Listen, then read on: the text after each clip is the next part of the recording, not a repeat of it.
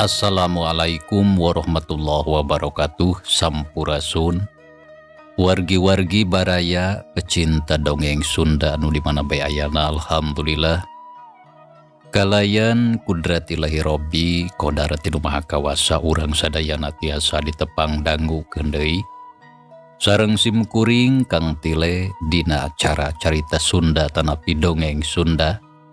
Urang nuluykeun hanca carita anu katunda mitra dina juduning carita awewe kajajaden anu mana ieu carita teh hasil karya tanapi karangan Amburos ti Palihan Bandung.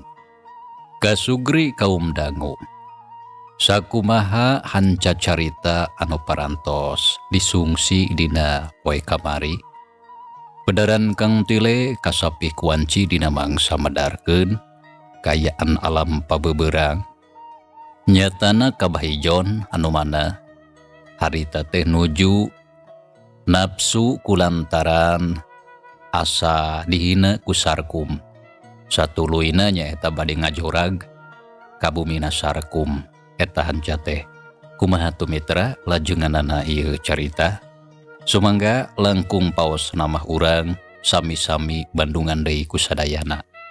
Sok kaparayun sadayana.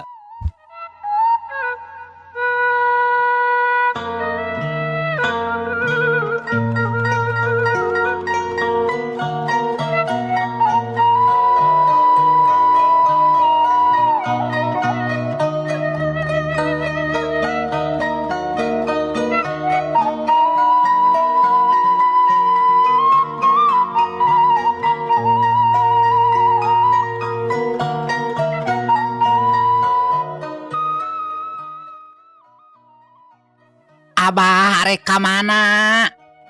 Tanya Ambu Uneh ngagero ka salakina. Cicing Ambu dagoan. Abah rek ngajorag ka si Sarkum lantaran eta manusia geus wani nyarekan ka Abah. Walon Bah Ijon terus juru turun kaburuan. Ambu Uneh jeung Nyi Sarah ngudag. Abah ulah abah teu kudu kitu. Nanaonan eta teh make rek ngajorag Kajang Sarkum sagala. Polah kitu teh teu pihadeun Abah. Nya Abah saena mah ulah kitu langsung kancang kahuruku nafsu. Saena sagala rupina emutan heula Abah. Wah, jempe Sarah teu kudu pipilueun hidup mah. Ieu urusan hadena kudu direngsekeun. Lantaran geus nyangkut kana harga diri Abah. Piraku hidup teh nyeri hate boga bapa disebut aki-aki nurus tunjung. Heuras beuheung goreng patut jeung sajabana. Harga diri Abah dikamanyakeun deuleu. Pikir atuh nepi ka dinya. Jawab Bah Ijon geus kitu mah teu malire deui harita keneh gedig indit leumpangna gancang pisan bari mawa amarah. Rek ngajugjug ka imahna Sarkum. Nyai anaking ulah diantep kewat ka ditututurkeun Bapa Hidap. Ambu hariwang bisi aya kajadian anu teu dipiharap. Lantaran inditna bari jeung mawa amarah. Sok buru ka ditututurkeun. Ceuk Ambu Uneh bari jeung geumpeur. Nyi Sarah teu ngomong deui harita kenehnya terus atuh indit rurusuhan rek nyusul bapana. Anu katempona geus anggang da puguh leumpangna gancang pisan. Teu kudu dicatur di jalana urang kocapkeun bae, Bah Ijon geus nepi kanu dituju. Sup ka pakarangan Imah Sarkum tuluy ngajanteng nangtung. Panon melong ngawaskeun ka jero imah anu pantona katingali nutup. Sarkum, manusia utut burung keluar sia kesebelan. Mbah Ijon langsung ngagorowok ngageruan Sarkum anu harita keur aya di jero imah jeung bojona. Nya atuh barang ngadenge kitu Sarkum ngarenjag, tapi can obah tina tempatna keur sajongjongan Sarkum ngahuleng ngadedengekeun sora anu di luar. Sarkum, mangkelu kata adol, ganjang keluar sia montong aja jauh gue di jero. Yeuh, dewe kaya perlu dulu. Mbah Ijon ngagero deui sorana bedas kadenge kalayan jelas kuno di jero imah. Nyarek nanahaon cenah si Ijon teh datang ka dieu. Ceuk Sarkum anu aya di jero imah. Ku kitu oge geus apa lamun anu datang teh tangtu Mbah Ijon urut mitohana. Lantaran apal pisan kana sorana. Jung Sarkum harita cengkat tina diukna sareta guragiru muru kana panto. Berai panto dibuka, nya terus keluar nyamperkeun ka Mbah Ijon anu keur ngabadega di buruan. Teu lila srog atuh pahareup-hareup, teu lila silih pencrong. Aya naon, Bah? Ngagandengkeun make gogorowokan di imah batur? Tanya Sarkum panonam mureleng ka Mbah Ijon. Lain aya naon dulu. Ngomong naon sia tadi teh ha? Ornah ngomong naon kitu? Wah, montong pura-pura teu ngareti sia belegung. Tembal Mbah Ijon panona molotot huntu kekerot. Ai gagabah make nyebut belegu ka aing. Naon maksud sia teh anu sabenerna Ijon? Cingpok caritakeun teu pupuguh ujug-ujug ti pupun cereng. Dasar aki-aki 7 mulut sia. Tembal Sarkum ku harita mamanehna wani nyarita kitu langsung ka hareupeun Mbah Ijon. Teu cara baheula estuning ampir tara pisan wani nembal. Nya sabot keur kitu. Torojol Nyi Sawitri dituturkeun ku Maanah jeung Titin. Tiluana terus ngajaran teng nangtung dina teras, ngawaskeun kanu keur pacental-cental. Be, eta dulu tete lah sia teh wani nyebut aki-aki 7 mulut ka aing. Harna make teu wani. Yeuh tong boro-boro pikeun nyebut aki-aki 7 mulut. Sok sanajan kudu nyebut aki-aki 70 mulut oge tang tuani kuring mah. Oh, dah memang kitu kanyataanana. Bener-bener kurang aja sia teh Sarkum. Nyaan ngahina ka aing. Tanya Mbah Ijon bari molotot huntuna kekerot peureupna dikepeulkeun. Geus Bah, teu kudu nyarita kanu teu pararuguh. Tah ayeuna sok geuwat geura jelaskeun aya kaperluan naon datang ka dieu. Make nyarek aya naon. Yeuh dengekeun sia Sarkum.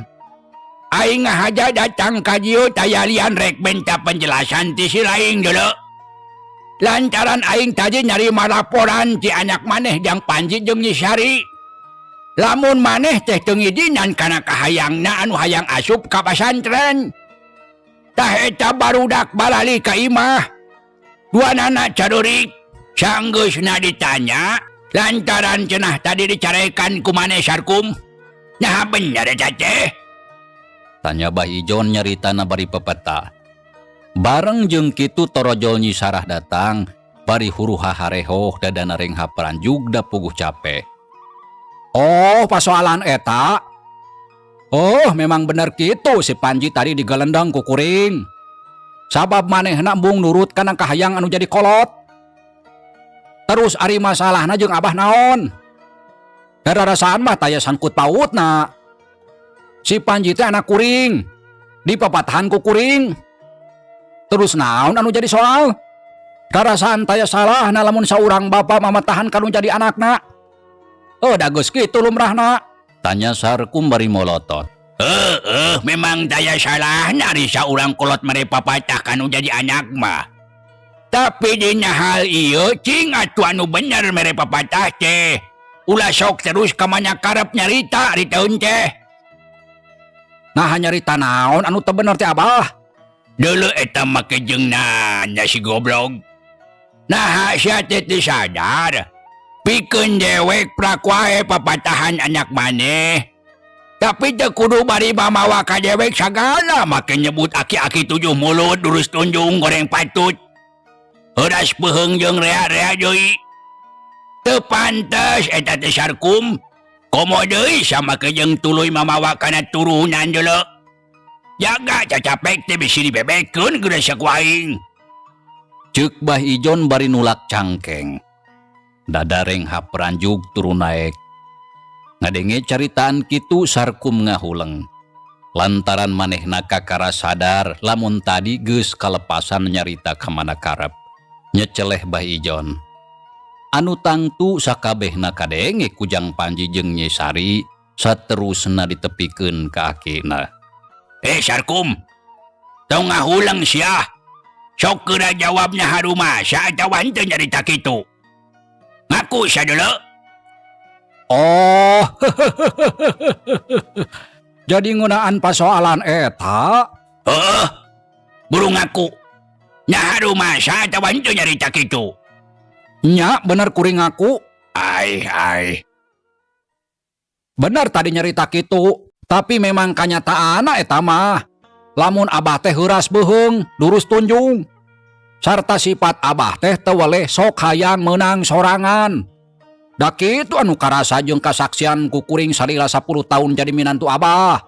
Walon Sarkum nyaritana tandes tur Daria. Sarta kasaksian kunu araya di dinya. Nyi Sarah maana kitu deui titin deg-degan hatena. Lantaran sieun jadi matak timbul kaributan. Da puguh katingali lamun Sarkum jeung Bah Ijon geus nafsu pisan. Naon sia kurang ajar? Gaga abah nyarita teh. Teu kanyahoan. Hiuk Bah Ijon ngayunkeun pereupna rek nonjok beungeut Sarkum. Hiuk Jebrod keuna nenggel pisan. Lantaran Sarkum teu kaburu ngagiwar. Alah! Sarkum ngagero da puguh bari jeung reuwas.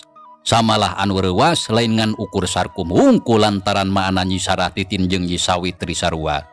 Sarata tuluy atuh pating karoceak. Serog Nyi Sarah ngadeuketan ka bapana samalah tuluy diceklan leungeunna. Da puguh bisina rajang deui. Abah atos abah ulah kitu nanaonan ieu teh make riributan. Hayu abah urang wangsul hayu isin ku batur. Ceuk Nyi Sarah bari ngeungenyang leungeun bapana. cicing Sarah. Sabab manusia kawasi Sarkum mah kudu jiwadah. Ulah abah, ulah. Hayu bah, hayu urang wangsul kedah isin atuh abah. Walon Nyi Sarah terus ngebetot leungeun bapana sakuat tenaga. Ngadenge kitu Bah Ijon teu ngomong deui harita keneh malikeun awakna.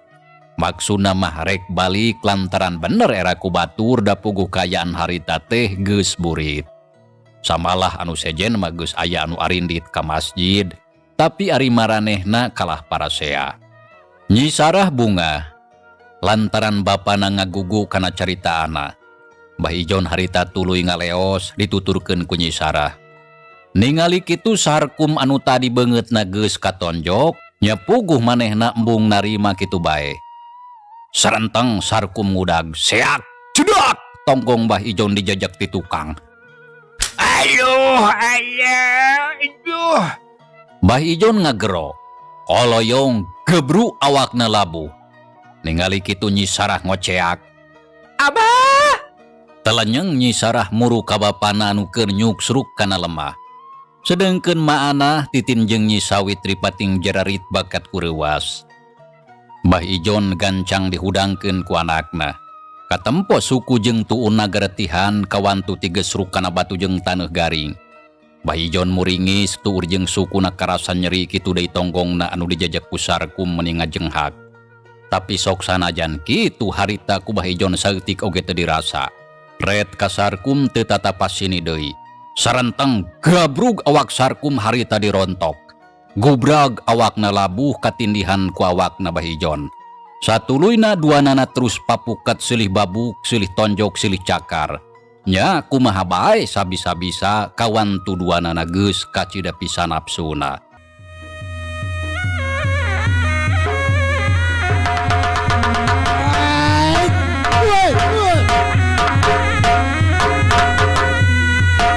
Obat musiknya.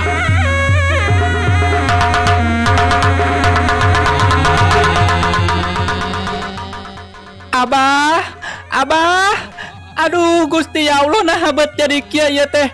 Abah atos abah nanaonan ya teh Kang Sarkum atos Kang. Nyi Sarah gegerewekan hayang ngeureunkeun Sarkum jeung bapana. Anu harita katempo keur papuket silih cabok, awakna gegerelengan kaditu ka dieu. Sedengkeun Maanah Titin jeung Nyi Sawitri teu bisa kukumaha. Tiluana oge sarua kalah pating kirewek hayang misahkeun teu bisa. Da puguh sieun kababuk atawa katajong.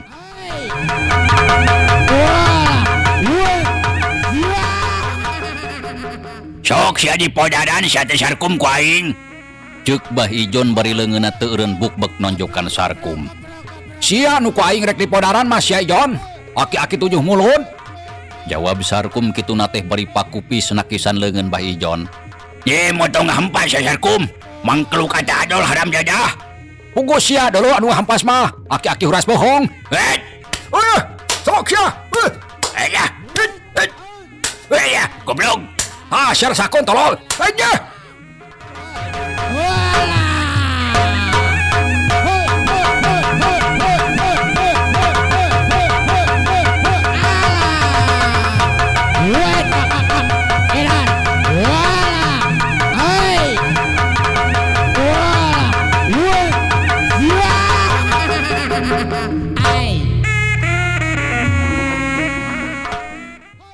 Kitu ceuk Bah Ijon jeung Sarkum bari bukbek teh tuluy silih tempas silih carekan. Awakna terus pating kurentel kaditu kadieu puguh atujukut jeung kekembangan anu aya di pakarangan rarbah kagalai kuno keur galungan ragot pisan. Nyaksian kitu Nyi Sarah puguh beuki reuwas. Gero ngagorobok ka Maanah. Ma enggal tulungan ma pisahkeun Kang Sarkum jeung Abah. Abdi hariwang inggis aya anu cilaka. Enggal ma pisahkeun. Nya tapi kumaha misahkona Nyai? Oh da mah teu bisa. Walon Maanah bari jeung geumpeur tapi sanajan kitu pok ngomong. Sarkum eureun Ujang ulah kikituan. Nah teu bisa badami kalayan hade ieu teh kalakuan beut siga bolon. Ujang Sarkum geuwat eureun. Maanah gegerewekan ka anakna nita eureun. Tapi Sarkum estuning teu malire kana carita anu jadi indungna samalah duanana gelutna kalah beuki ragot. Kang Sarkum, eureun Kang eureun, era ku batur. Ceuk Nyi Sawitri nitah eureun ka salakina.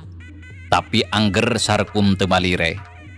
Kayaan harita geus beuki burit moal lila deui oge bakal nepi kana waktuna salat magrib.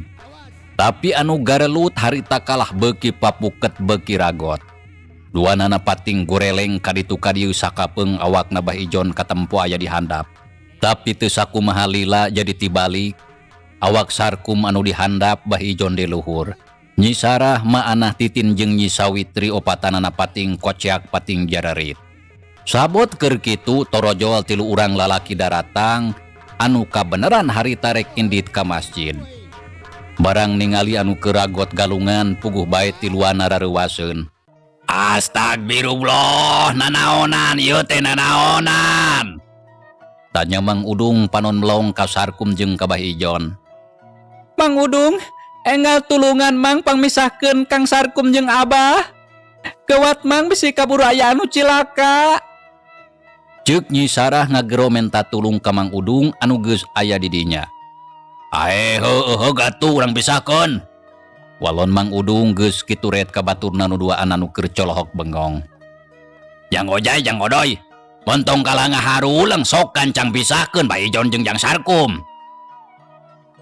Nya Mang. Walon si Ojai sarenteng ngadeuketan ka Sarkum diturutan ku si Odoy.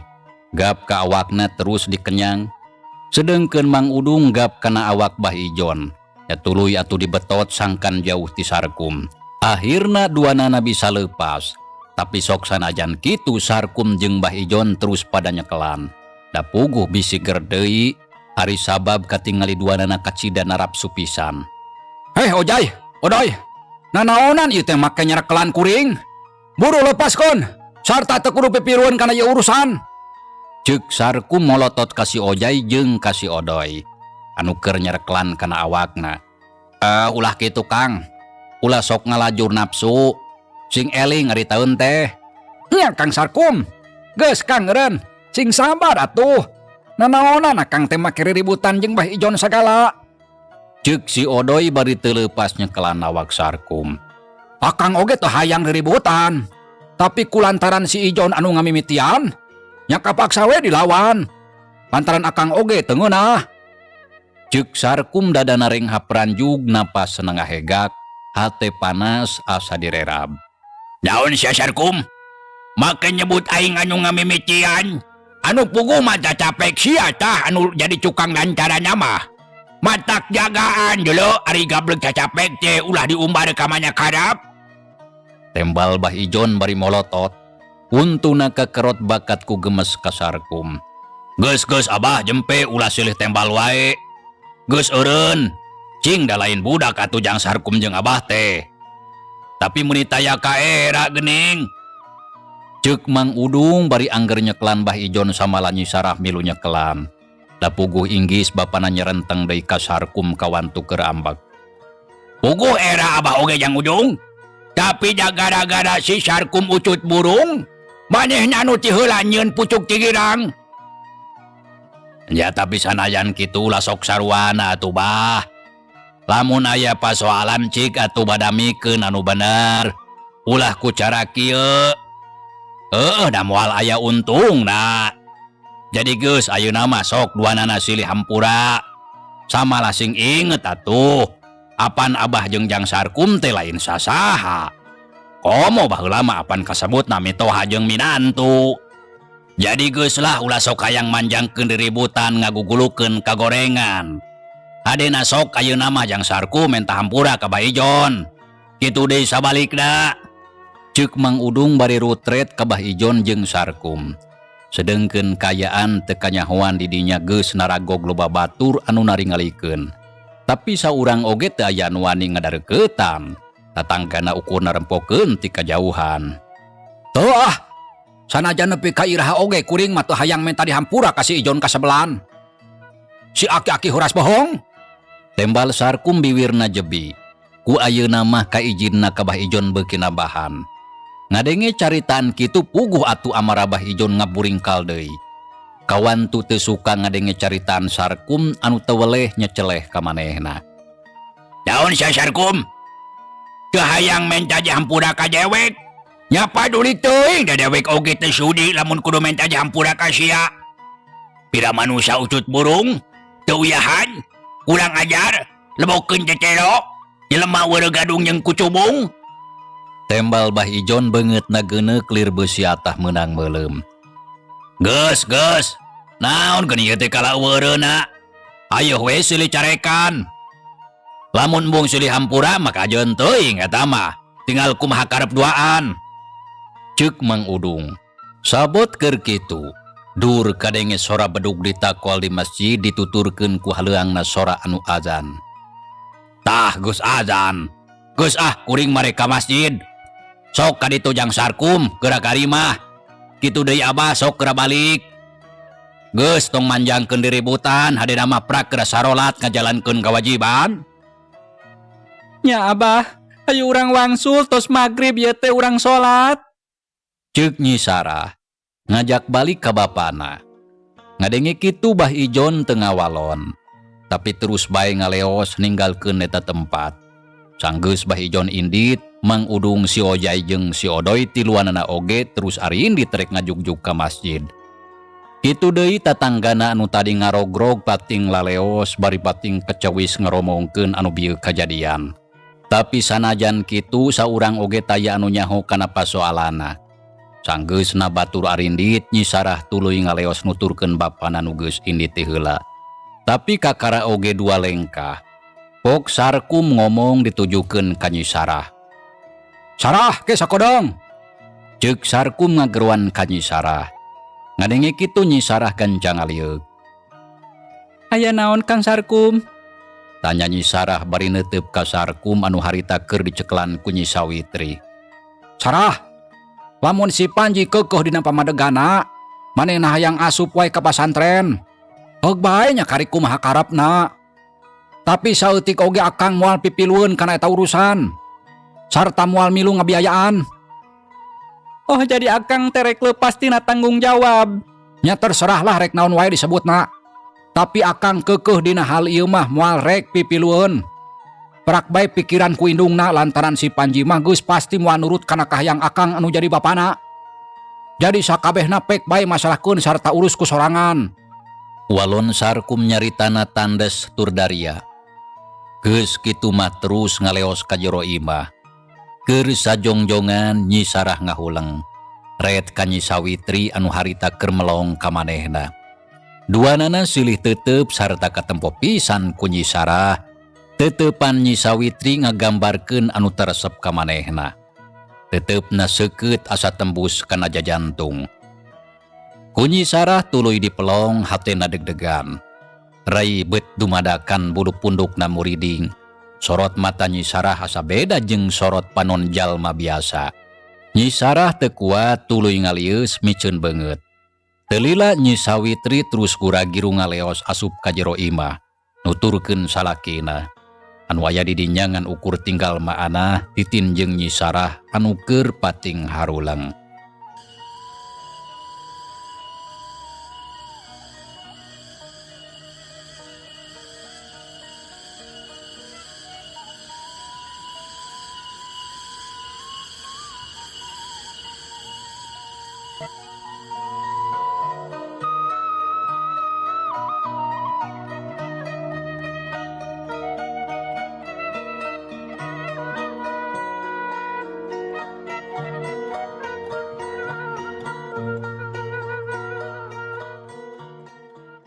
Ma abdi saja mundut ti hapunten margipun Bapak parantos ngadamel kaributan di rorompok Ma. Mugia salira ulah janten bendu.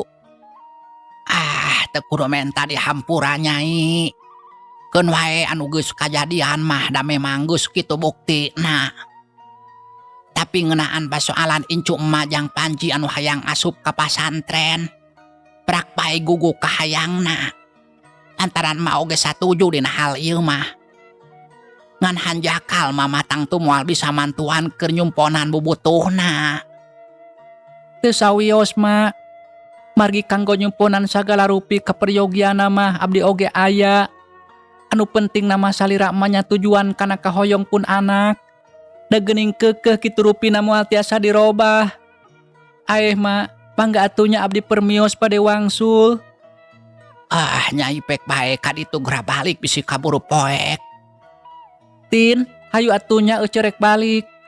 Nyi Sarah ngareret ka Titin anu ti tadi teu milu cacarita. Mangga ce. Nya saenggeus kitu mah. Harita keneh Nyi Sarah terus ngaleos ninggalkeun eta imah. Dijajabkeun ku paneuteub Maanah jeung Titin. Sabada Nyi Sarah teu kaciri Maanah jeung Titin duanana guragiru asup ka jero imah. Brug pantona ditutupkeun terus kebat ka patengahan. Kasampak di dinya aya Nyi Sawitri keur ngubaran Sarkum salakina. Anu katempo beungeutna meuni garamep tapak panyabok Pah Ijon. Yang kumaha kayaan hidup teu kunaon? Tanya Maanah bari melong ka anakna. Anu harita teh beungeutna keur dikompres ku cai haneut. Bibirna jeding, irungna bareuh, palipisana katempo geuneuk alatan ditonjok ku Bah Ijon satarikna. Kawan tu keur nafsu teh jadi nonjokna sahabekna. Nya teu kunaon kumaha tuh Ma. Lamun teu kunaon mah tangtu moal kudu diubaran. Cing atuh nyarita teh mikir nepi ka dinya. Walon Sarkum ngajawabna estuning menit tegeug matak nyentug kana hate. Tapi sanajan kitu kumaanah dimaklum. Lantaran geus pasti anakna teh masih keneh can leleret tina amarahna. Teu lila pok Maanah ngomong deui. Anu matak oge jang lamun nyarita teh kudu dijaga. Ulah ka mana karep sangeunahna. Tak geuning kieu balukarna matak keur piengkeun deui mah. Omat namun nyarita jeung budak kudu ati-ati sarta kudu dipikir heula. Eta mah budakna we aduan sagala dibejakon. Atuh da ngaranna oge budak jang. Tangtu nyaritana tara dipikir heula. Jadi naon bae anu diucapkeun ku urang sarta caritaan naon bae sakur anu kadenge ku manehna mah tangtu dibejakon. Da ngaran budak mah moal boga pikiran cara kolot. Jadi dina hal ieu mah memang salah urang sorangan. Anu mata kurang salaku kolot kudu ati-ati dina nyarita ngarah taya kajadian di sarupa kieu. Ceuk ma anah mapagahan kanu jadi anakna. Ngadengi kitu nyel atuh Sarkum teh ambek hauk nyentak ka indungna. Teu kudu jadi nyarita panjang lebar gandeng. Nah atuh ningali lamun anak emak teh keur ngarasakeun kanyeri. Tembal Sarkum panona molotot ka ma anah. Barang ngadenge caritaan kitu ma anah nepi ka ngarenjag gitu deui Titin. Dua nana kaget lantaran salila ieu. Sakali oge Sarkum can pernah wani suntak-sentak kanu jadi kolot. Tapi harita ma anah nepi ka dipolototan. Jek ma anah jempe teu cacarita deui. Renghap narik napas panjang karasa aya anu nyereset kana hate. Tapi sanajan kitu ma anah nguatkeun maneh nahan sagala parasaan. Satuluyna ngaleos ka tukang muru kapancuran, dituturkeun ku Titin rek abdas. Da puguh harita acan ngalaksanakeun salat magrib.